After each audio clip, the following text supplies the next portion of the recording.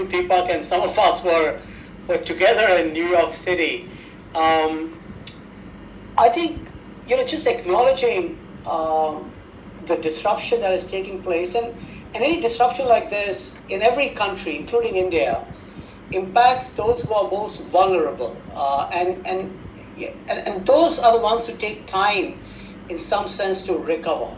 So that's the reality, and I think every nation and every society and every economy will go through their own path on how it recovers. But I think the important part of the recovery, and building on Deepak's point, is all going to be about inclusiveness, and that inclusiveness, in my belief, is a lot about micro entrepreneurship, and this micro entrepreneurship coming in from small towns in India, as Deepak said, as well as from women.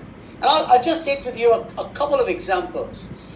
We in our Amway India business, the team talks about Nari Shakti, and the reason they talk about Nari Shakti is because some of the most successful Amway business across the world, like Korea is $1 billion business for us, a country of 50 million people. 90% of our entrepreneurs in Korea or Amway business owners are women. So we believe that a huge part of what is required in Indian society, as well as what works very well with the Amway business, is about women. The second thing is about youth. I mean, there are millions. It's the youngest country in the world. We've had the statistics, and there are millions of young people who have the energy, who have the grit, who have the aspiration to do well.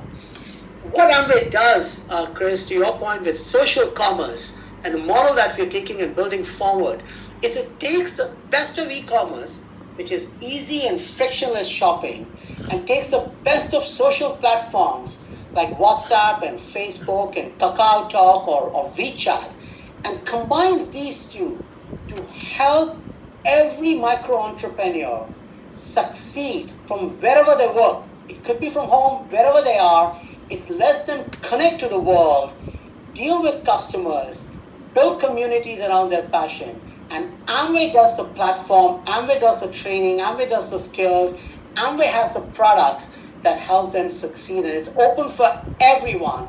You just need 3 Ps, like we say in Amway. You need a positive attitude, a passion, and a mobile phone. If you have a phone, passion, and positive attitude, it's inclusive micro-entrepreneurship. It doesn't require any capital, and it works particularly well with women and small-town youth in India and across the world.